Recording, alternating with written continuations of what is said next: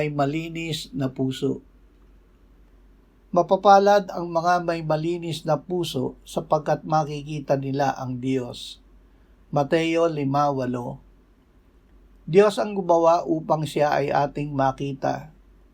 Ipinangako niya, bibigyan ko kayo ng bagong puso at lalagyan ko kayo ng bagong espiritu sa loob ninyo. Aking aalisin ang batong puso sa inyong laman at aking bibigyan kayo ng pusong laman. Aking ilalagay ang aking espiritu sa loob ninyo. Ito ay natupad nang si Kristo ay namatay at muling binuhay upang tayo ay maligtas. Inako niya sa kanyang katawan ang ating mga kasalanan sa krus upang tayo ay mamatay sa kasalanan at mabuhay para sa Diyos.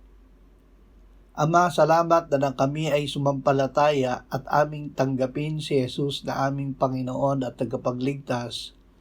Kami ay ipinanganak mong muli at binigyan ng bagong pagkatao at bagong puso.